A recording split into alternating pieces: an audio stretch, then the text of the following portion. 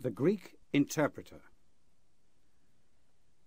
During my long and intimate acquaintance with Mr. Sherlock Holmes, I had never heard him refer to his relations, and hardly ever to his own early life.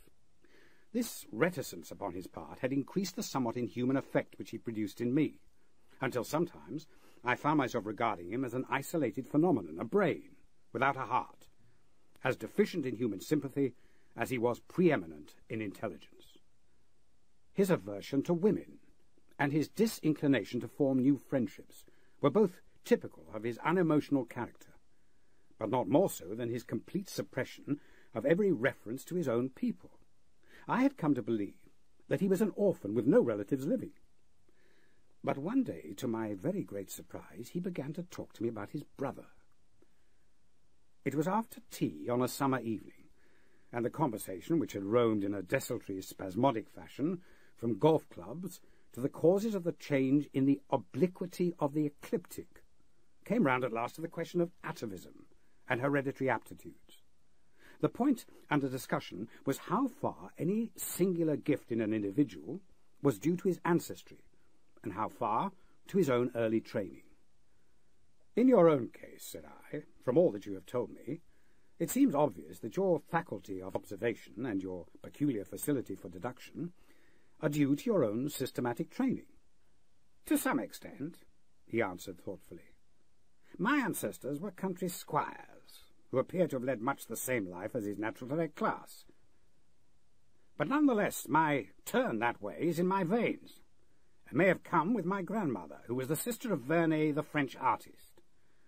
Art in the blood is liable to take the strangest forms. But how do you know that it is hereditary?" "Because my brother Mycroft possesses it in a larger degree than I do." This was news to me, indeed. If there were another man with such singular powers in England, how was it that neither police nor public had heard of him? I put the question with a hint that it was my companion's modesty which made him acknowledge his brother as his superior. Holmes laughed at my suggestion. "My dear Watson," said he, "I cannot agree with those who rank modesty among the virtues. To the logician, all things should be seen exactly as they are, and to underestimate oneself is as much a departure from truth as to exaggerate one's own powers. When I say, therefore, that Mycroft has better powers of observation than I, you may take it that I am speaking the exact and literal truth." "Is he your junior?" 7 years my senior." "How comes it that he is unknown?" "Oh, he is very well known in his own circle." "Where, then?" "Well, in the Diogenes Club, for example." I had never heard of the institution, and my face must have proclaimed as much, for Sherlock Holmes pulled out his watch. "The Diogenes Club is the queerest club in London, and Mycroft one of the queerest men. He's always there from 5:15 till 8:20. It's 6 now, so if you care for a stroll this beautiful evening, I shall be very happy to introduce you to 2 curiosities." 5 minutes later we were in the street, walking towards Regent's Circus. "You wonder," said my companion, "why it is that Mycroft does not use his powers for detective work. He is incapable of it." "But I thought you said—" "I said that he was my superior in observation and deduction. If the art of the detective began and ended in reasoning from an armchair, my brother would be the greatest criminal agent that ever lived. But he has no ambition and no energy. He will not even go out of his way to verify his own solutions, and would rather be considered wrong than take the trouble to prove himself right. Again and again I have taken a problem to him and have received an explanation which has afterwards proved to be the correct one. And yet he was absolutely incapable of working out the practical points which must be gone into before a case could be laid before a judge or jury." "Is it not his profession, then?" "No means. What is to me a means of livelihood is to him the merest hobby of a dilettante. He has an extraordinary faculty for figures, and audits the books in some of the government departments. Mycroft lodges in Pall Mall, and he walks round the corner into Whitehall every morning and back every evening. From year's end to year's end he takes no other exercise, and is seen nowhere else except only in the Diogenes Club, which is just opposite his rooms." "I cannot recall the name." "Very likely not. There are many in London, you know. who, some from shyness, some from misanthropy, have no wish for the company of their fellows. Yet they are not averse to comfortable chairs and the latest periodicals. It is for the convenience of these that the Diogenes Club was started, and it now contains the most unsociable and unclubbable men in town.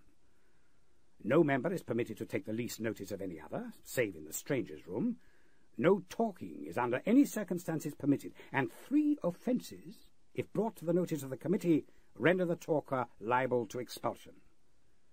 My brother was one of the founders, and I had myself found it a very soothing atmosphere. We had reached Pall Mall as we talked, and were walking down it from the St. James's End.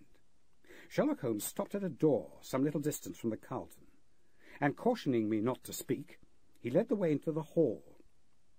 Through the glass panelling I caught a glimpse of a large and luxurious room in which a considerable number of men were sitting about and reading papers, each in his own little nook.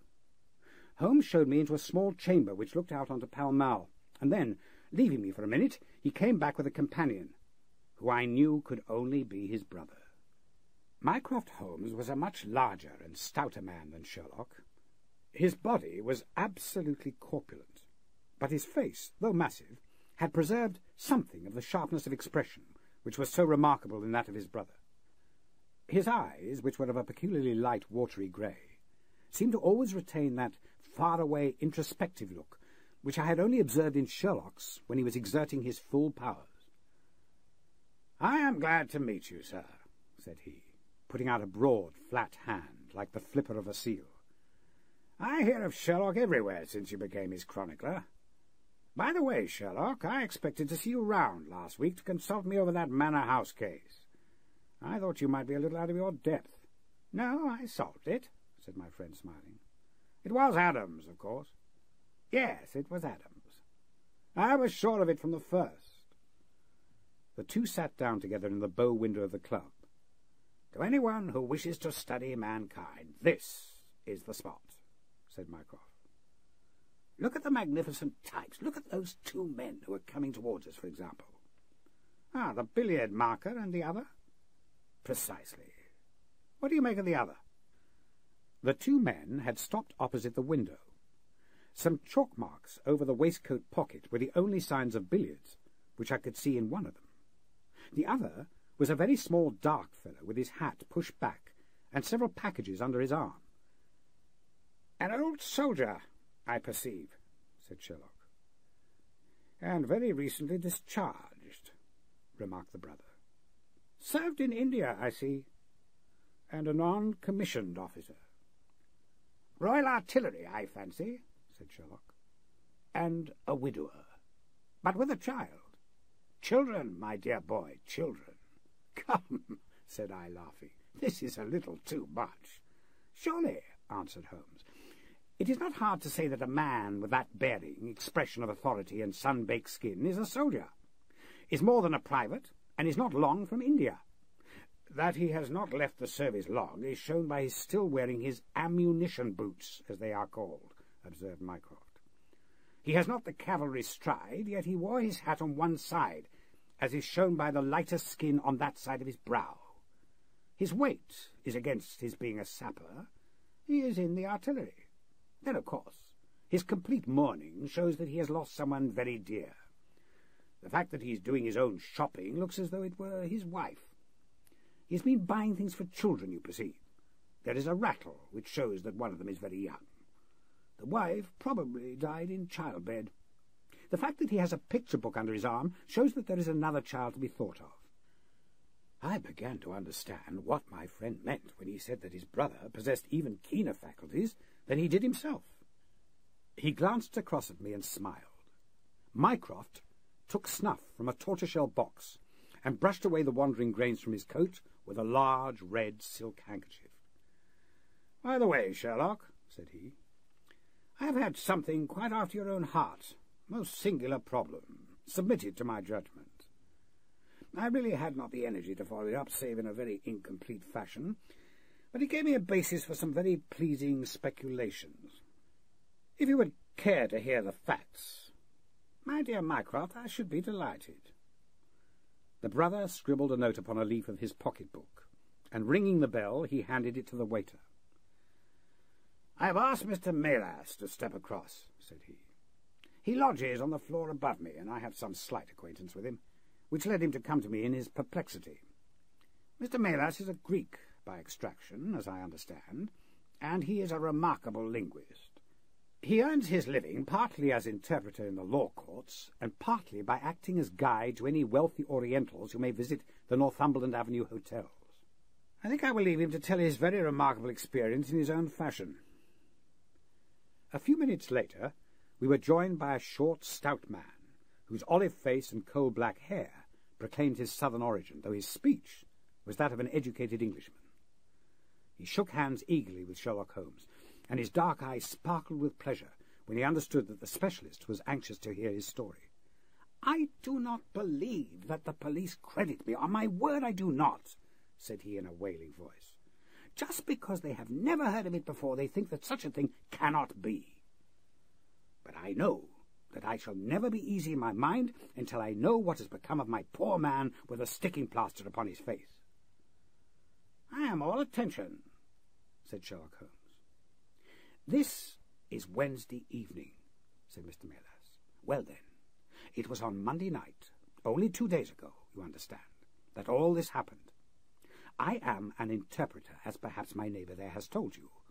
I interpret all languages, or nearly all, but as I am Greek by birth, and with a Grecian name, it is with that particular tongue that I am principally associated. For many years I have been the chief Greek interpreter in London, and my name is very well known in the hotels. It happens not infrequently that I am sent for at strange hours by foreigners who get into difficulties, or by travellers who arrive late and wish my services. I was not surprised, therefore, on Monday night, when a Mr. Latimer, a very fashionably dressed young man, came up to my rooms and asked me to accompany him in a cab which was waiting at the door.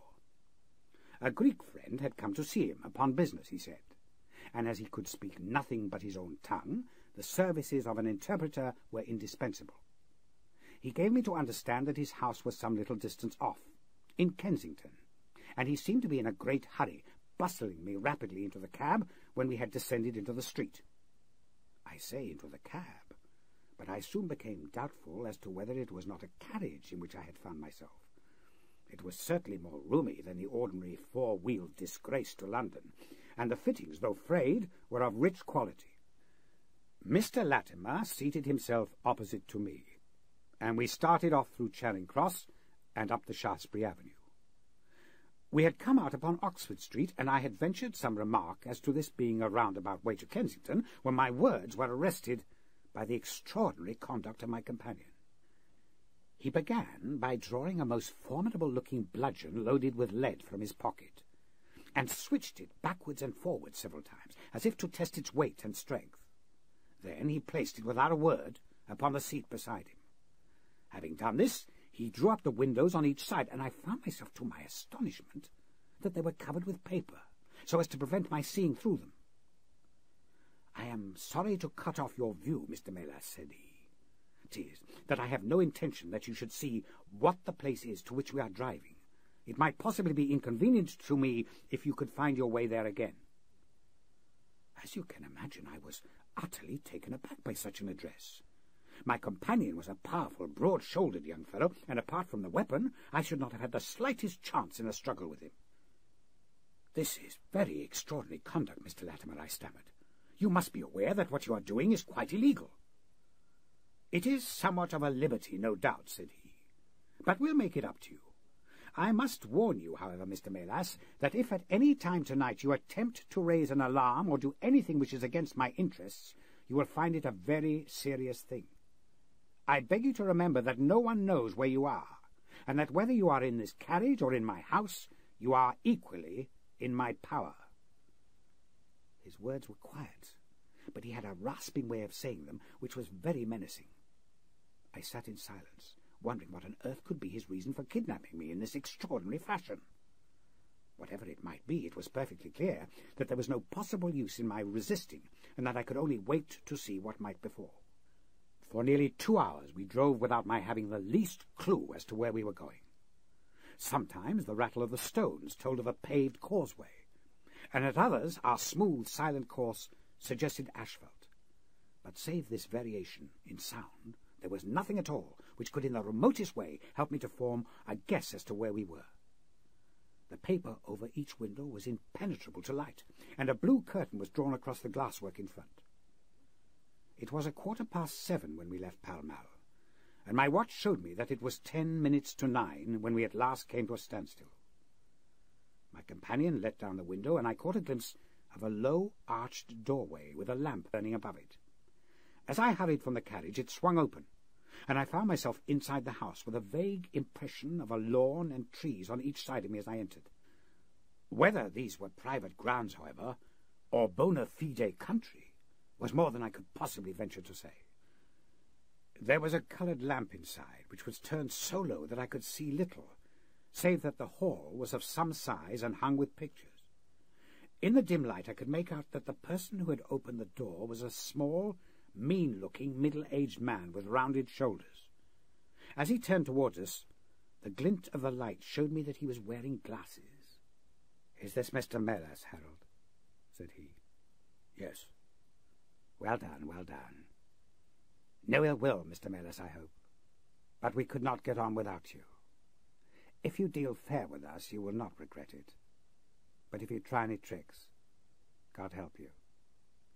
He spoke in a jerky, nervous fashion, and with some giggling laughs in between, but somehow he impressed me with fear more than the other. "What do you want with me?" I asked. "Only to ask a few questions of a Greek gentleman who is visiting us, and to let us have the answers. But say no more than you are told to say, or—" Here came the nervous giggle again. "You had better never have been born." As he spoke, he opened a door and showed the way into a room which appeared to be very richly furnished. But again, the only light was afforded by a single lamp half turned down. The chamber was certainly large, and the way in which my feet sank into the carpet as I stepped across it told me of its richness. I caught glimpses of velvet chairs, a high, white marble mantelpiece, and what seemed to be a suit of Japanese armour at one side of it. There was a chair just under the lamp, and the elderly man motioned that I should sit in it. The younger had left us, but he suddenly returned through another door, leading with him a gentleman clad in some sort of loose dressing-gown, who moved slowly towards us. As he came into the circle of dim light which enabled me to see him more clearly, I was thrilled with horror at his appearance. He was deadly pale and terribly emaciated, with the protruding, brilliant eyes of a man whose spirit is greater than his strength.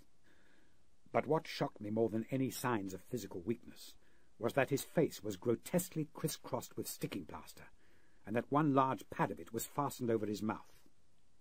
"Have you the slate, Harold?" cried the older man, as this strange being fell rather than sat down into a chair. "Are his hands loose? Now then, give him the pencil. You are to ask the questions, Mr. Mellors, and he will write the answers. Ask him, first of all, whether he is prepared to sign the papers." The man's eyes flashed fire. "Never," he wrote in Greek upon the slate. "On no conditions?" I asked at the bidding of our tyrant. "Only if I see her married, in my presence, by a Greek priest whom I know." The man giggled in his venomous way. "You know what awaits you, then?" "I care nothing for myself. These are samples of the questions and answers which made up our strange, half-spoken, half-written conversation. Again and again I had to ask him whether he would give in and sign the document. Again and again I had the same indignant reply. But soon a happy thought came to me. I took to adding on little sentences of my own to each question, innocent ones at first, to test whether either of our companions knew anything of the matter. And then, as I found that they showed no sign, I played a more dangerous game. Our conversation ran something like this: "You can do no good by this obstinacy." "Who are you?" "I care not." "I am a stranger in London."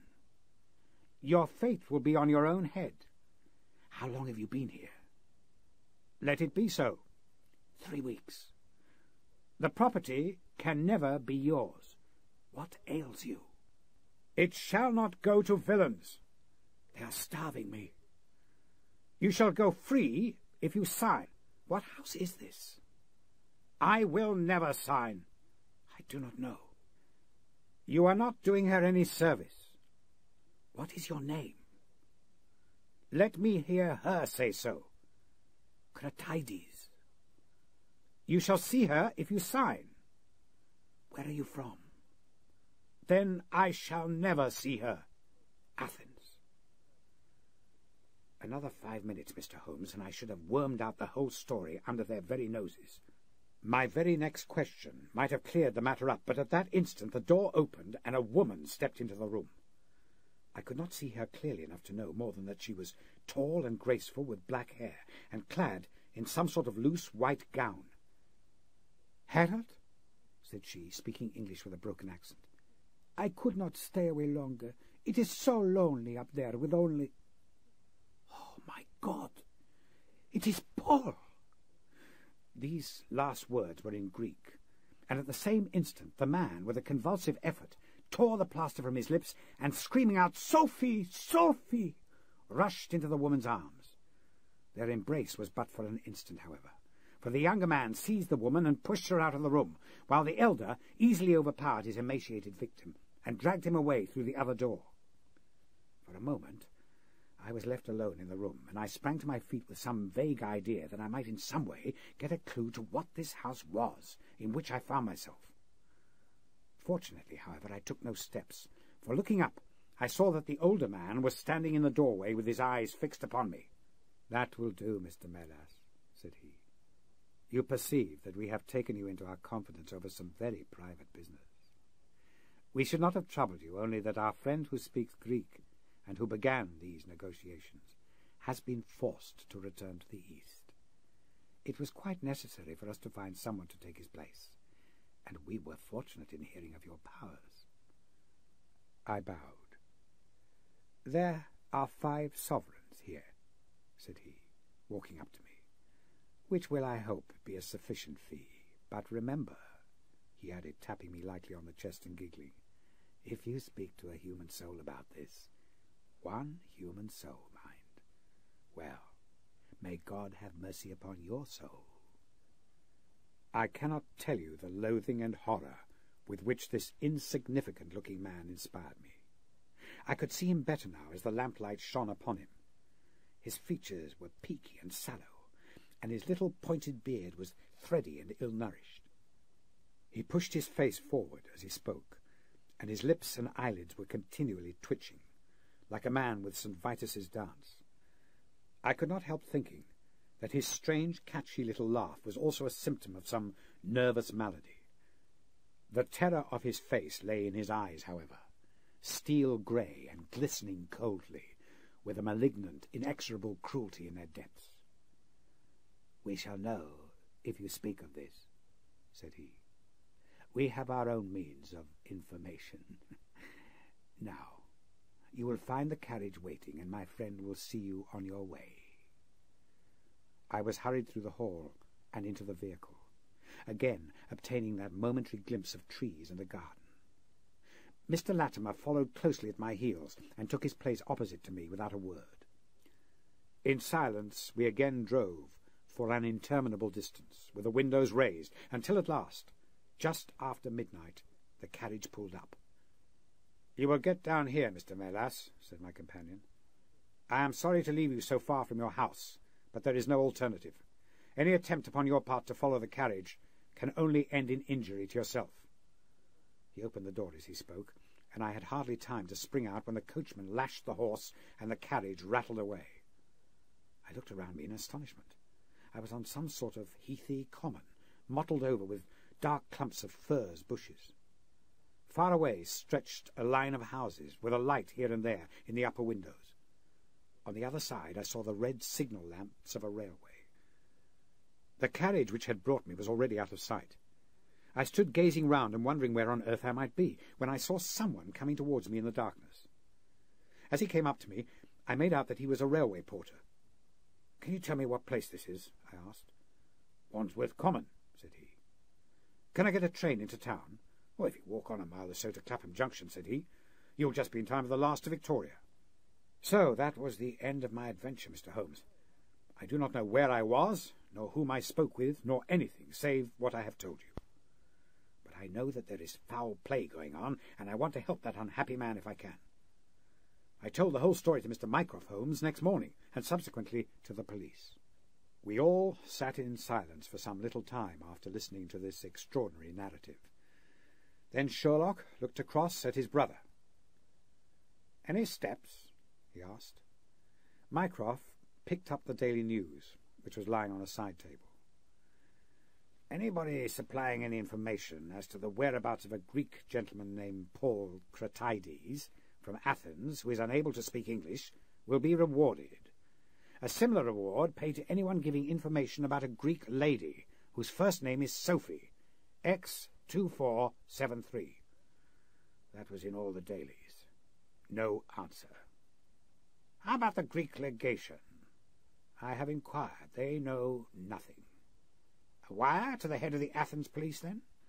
"Sherlock has all the energy of the family," said Mycroft, turning to me. "Well, you take up the case by all means, and let me know if you do any good." "Certainly," answered my friend, rising from his chair. "I'll let you know, and Mr. Melas also. In the meantime, Mr. Melas, I should certainly be on my guard if I were you, for of course they must know through these advertisements that you have betrayed them." As we walked home together, Holmes stopped at a telegraph office and sent off several wires. "You see, Watson," he remarked, "our evening has been by no means wasted. Some of my most interesting cases have come to me in this way through Mycroft. The problem which we have just listened to, although it can admit of but one explanation, has still some distinguishing features." "You have hopes of solving it?" "Well, knowing as much as we do, it will be singular indeed if we fail to discover the rest. You must yourself have formed some theory which will explain the facts to which we have listened." "In a vague way, yes." "What was your idea, then?" "It seemed to me to be obvious that this Greek girl had been carried off by the young Englishman named Harold Latimer." "Carried off from where?" "Athens, perhaps." Sherlock Holmes shook his head. "This young man could not talk a word of Greek. The lady could talk English fairly well. Inference that she had been in England some little time, but he had not been in Greece. Well, then, we will presume that she had come on a visit to England, and that this Harold had persuaded her to fly with him. That is the more probable. Then the brother, for that I fancy must be the relationship, comes over from Greece to interfere. He imprudently puts himself into the power of the young man and his older associate. They seize him and use violence towards him in order to make him sign some papers to make over the girl's fortune, of which he may be trustee, to them. This he refuses to do. In order to negotiate with him, they have to get an interpreter, and they pitch upon this Mr. Melas, having used some other one before. The girl is not told of the arrival of her brother, and finds it out by the merest accident." "Excellent, Watson," cried Holmes. "I really fancy that you are not far from the truth. You see, that we hold all the cards, and that we have only to fear some sudden act of violence on their part.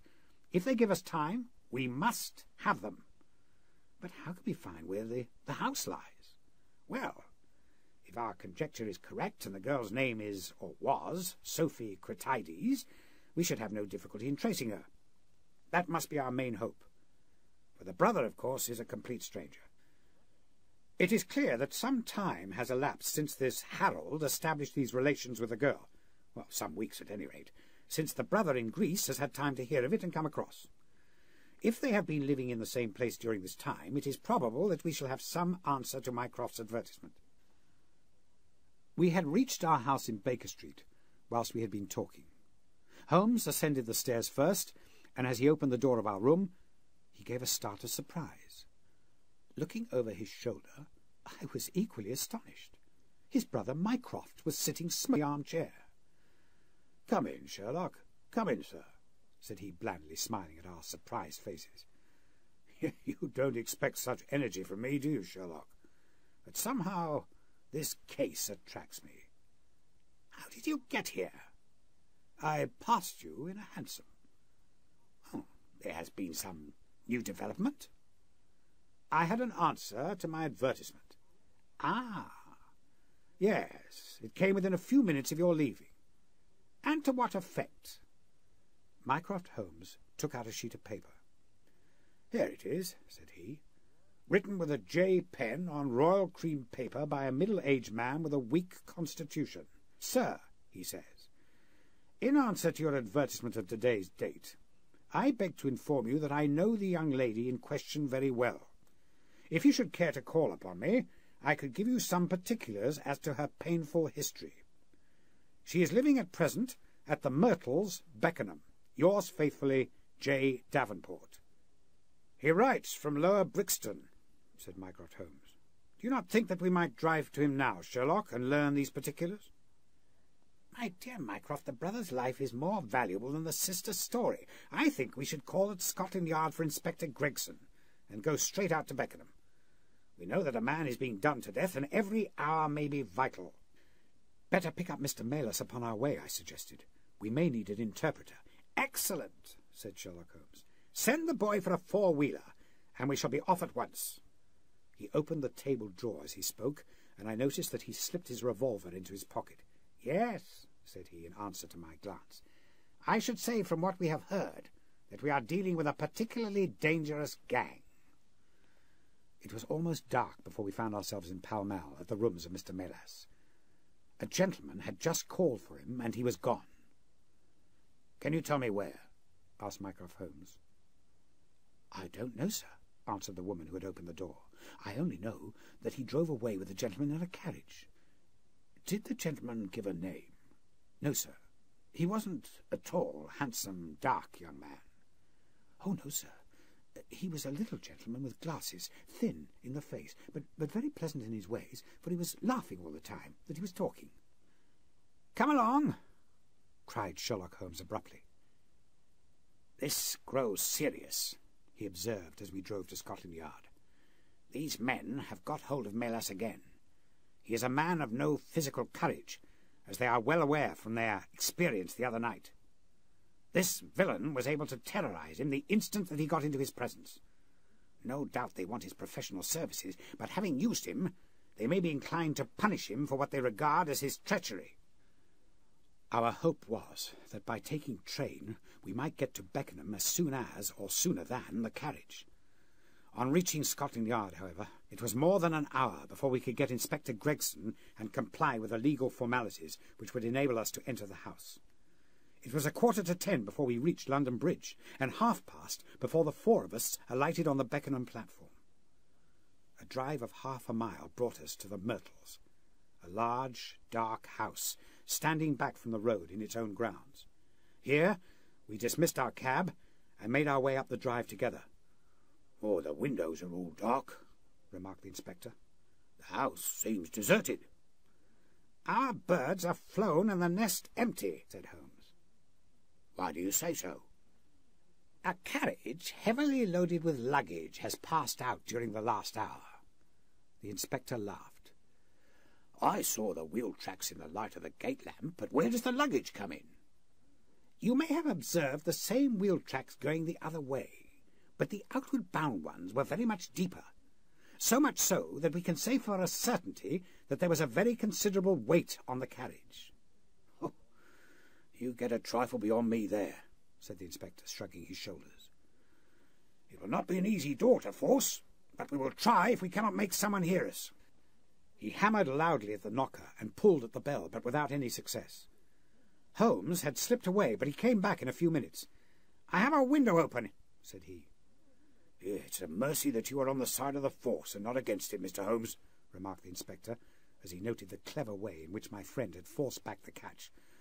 "Well, I think that under the circumstances we may enter without waiting for an invitation." One after the other we made our way into a large apartment, which was evidently that in which Mr. Maylis had found himself. The inspector had lit his lantern, and by its light we could see the two doors, the curtain, the lamp, and the suit of Japanese mail, as he had described them. On the table stood two glasses, an empty brandy bottle, and the remains of a meal. "What is that?" asked Holmes suddenly. We all stood still and listened. A low moaning sound was coming from somewhere above our heads. Holmes rushed to the door and out into the hall. The dismal noise came from upstairs. He dashed up, the inspector and I at his heels, while his brother Mycroft followed as quickly as his great bulk would permit. 3 doors faced us upon the second floor, and it was from the central of these that the sinister sounds were issuing, sinking sometimes into a dull mumble, and rising again into a shrill whine. It was locked, but the key was on the outside. Holmes flung open the door and rushed in, but he was out again in an instant with his hand to his throat. "It's charcoal!" he cried. "Give it time! It will clear." Peering in, we could see that the only light in the room came from a dull blue flame which flickered from a small brass tripod in the centre. It threw a livid, unnatural circle upon the floor, while in the shadows beyond we saw the vague loom of 2 figures which crouched against the wall. From the open door there reeked a horrible poisonous exhalation which set us gasping and coughing. Holmes rushed to the top of the stairs to draw in the fresh air, and then, dashing into the room, he threw up the window and hurled the brazen tripod out into the garden. "We can enter in a minute," he gasped, darting out again. "Where is a candle? I doubt if we could strike a match in that atmosphere. Hold the light at the door, and we shall get them out.